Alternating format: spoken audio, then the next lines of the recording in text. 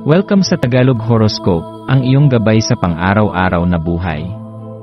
Hatid namin ang pinakadetalyadong horoscope na magsisilbing gabay mo sa pera, trabaho, pag-ibig, kalusugan, at swerte. Naway magtagumpay sa buhay ang lahat ng ating tagapakinig at subscribers sa buong mundo.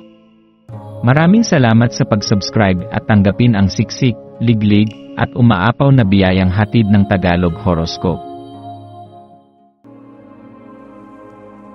Ito ang iyong pang-araw-araw na horoscope para sa Taurus para sa ika-17 ng Marso, 2025.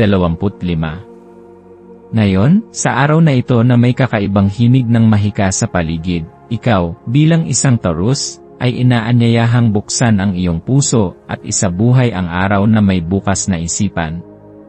Sa bawat paggalaw ng buwan habang ito ay dumaraan sa ilalim ng tanda ng Scorpio, ang iyong likas na kakayahan sa pag-unawa sa mga nakatagong katotohanan ay magiging malaking kalamangan para sa iyo.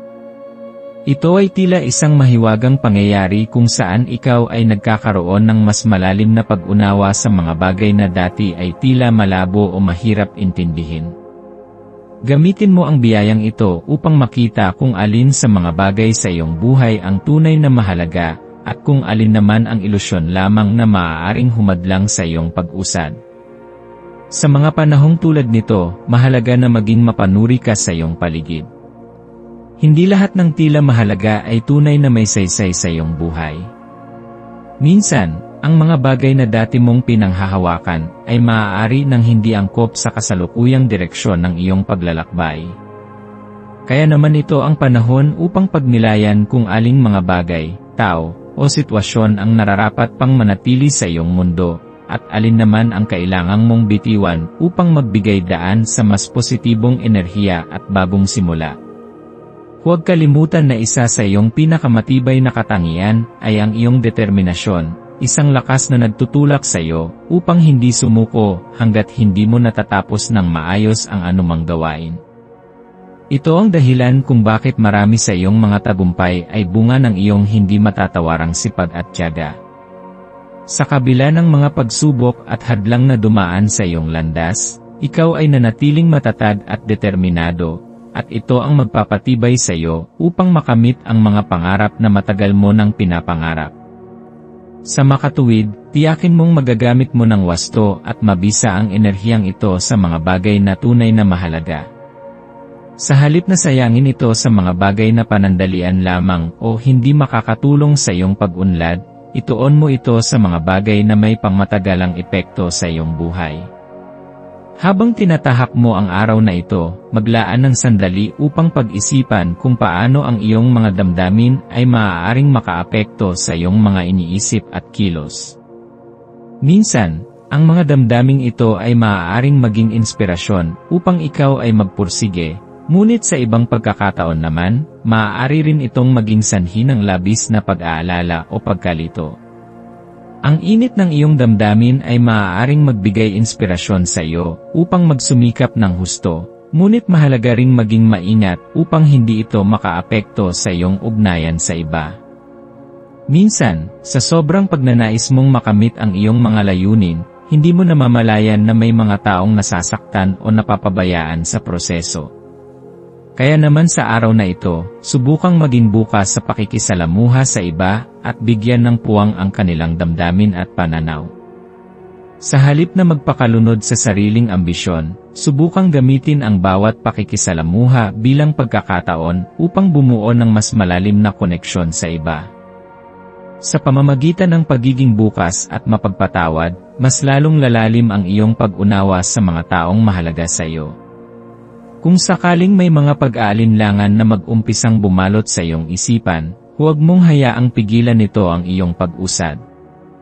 Ang kawalan ng katiyakan ay bahagi ng bawat paglalakbay, ngunit mahalaga na manatili kang matatag sa iyong mga paniniwala at plano. Ang pag-aalinlangan ay hindi nangangahulugang mahina ka, kundi isa itong paalala na kailangan mong masusing pag-isipan ang bawat hakbang na iyong gagawin. Sa halip na matakot sa mga bagay na hindi mo pa alam o naiintindihan, tanggapin ito bilang pagkakataon upang matuto at lumago. Sa bawat hakbang na iyong gagawin, tandaan na hindi mo kailangang magkaroon ng lahat ng kasagutan sa ngayon. Ang mahalaga ay ang iyong determinasyon na magpatuloy at ang iyong tiwala sa sarili na makakahanap ka ng tamang landas, kahit nasa gitna ng kawalan ng katiyakan. Ang pagtitiwala sa iyong sariling kakayahan at sa iyong intuisyon ay makakatulong upang makita mo ang tamang direksyon. Tandaan na ang iyong karanasan at karunungan ay sapat na upang gabayan ka sa mga desisyong iyong gagawin. Ngayong araw ay nagdadala rin ng pambihirang pagkakataon upang gamitin ang enerhiya ng Scorpio sa paraang makakatulong sa iyong personal na pag-unlad. Ang Scorpio ay kilala sa pagiging matapang sa pagharap sa mga katotohanan ng buhay, kahit na ito ay mahirap o masakit tanggapin. Sa pamamagitan ng pagyakap sa enerhiyang ito, makakahanap ka ng tapang upang harapin ang mga bagay na matagal mo nang iniiwasan. Anumang hadlang o distraksyon na maaaring humadlang sa iyong atensyon, ay maaari mong gawing inspirasyon upang magpursige at maging mas matatag. Sa halip na hayaang guluhin ka ng mga negatibong bagay, gamitin ang mga ito bilang pagkakataon upang patatagin pa ang iyong determinasyon at kumpiyansa sa sarili. Sa pamamagitan ng pagyakap sa mga aral na hatid ng araw na ito, mas magiging malinaw sa iyo kung saan mo dapat ituon ang iyong oras at lakas. Ang iyong maswerteng kulay para sa araw na ito ay berde at kulay lupa. Ang kulay na berde ay sumisimbolo ng kasaganaan, pagpapagaling, at panibagong sigla. Ito ay magbibigay sa iyo ng lakas upang manatiling positibo at puno ng pag-asa sa kabila ng anumang pagsubok. Ang berde ay tila sariwang hangin na nagbibigay ng bagong buhay sa iyong mga plano at pangarap. Samantalang ang kulay lupa ay magdadala ng katatagan at seguridad sa iyong emosyon, na magiging mahalaga upang manatiling kalmado sa gitna ng mga di inaasahang pangyayari. Ang kulay lupa ay paalala rin na sa kabila ng lahat ng iyong mga pangarap, mahalaga pa ring manatili kang grounded at konektado sa mga bagay na tunay na mahalaga sa iyong buhay.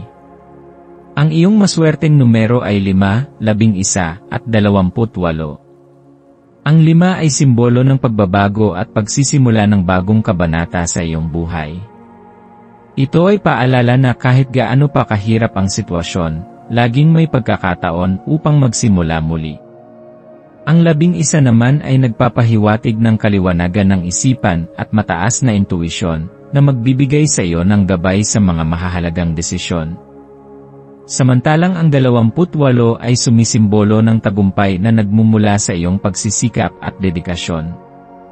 Ang mga numerong ito ay nagsisilbing paalala na anuman ang iyong sitwasyon ngayon, ikaw ay may kakayahan na pagtagumpayan ito sa pamamagitan ng sipag, tiyaga, at paniniwala sa sarili. Para sa iyong maswerteng gawain, subukang maglaan ng oras upang ayusin at linisin ang iyong paligid. Maaaring ito ay sa iyong tahanan, opisina, o kahit na sa mga bagay na nauukol sa iyong personal na buhay.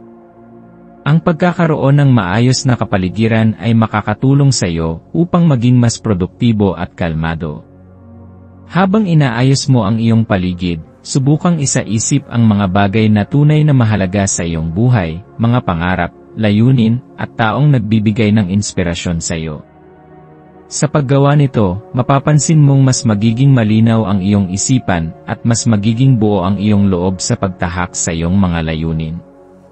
Sa pagtatapos ng araw na ito, maglaan ng oras upang kilalanin ang lahat ng tagumpay na iyong naabot, malaki man o maliit. Ang bawat pagsubok na iyong nalampasan at ang bawat hakbang na iyong ginawa patungo sa iyong mga pangarap ay nararapat bigyang pansin at ipagpasalamat. Sa pamamagitan ng pagtanaw ng utang na loob sa iyong mga tagumpay, mas lalo mong mapapalakas ang iyong kumpiyansa sa sarili at pananampalataya sa iyong kakayahang harapin ang anumang hamon na darating pa sa iyong buhay. Manatiling determinado, matatag at positibo. Sa ganitong paraan, makakamtan mo hindi lamang ang iyong mga layunin kundi pati na rin ang kapayapaan at kasiyahan na matagal mo nang inaasam.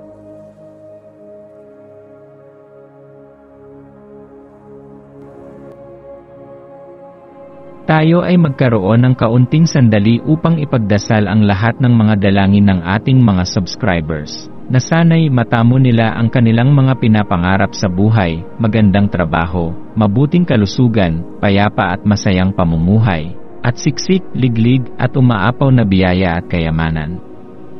Ipinagdarasal namin ng mataimtim ang lahat ng mga komento sa nakaraang video, at hinihiling namin, Panginoon, na pagpalain mo ang ating mga subscribers ng masayang buhay sa mundong ibabaw.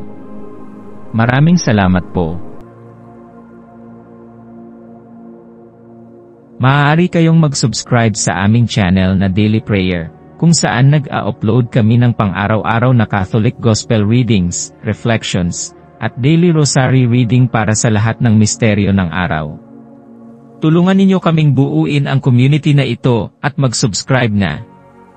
Ang link ay nasa description box.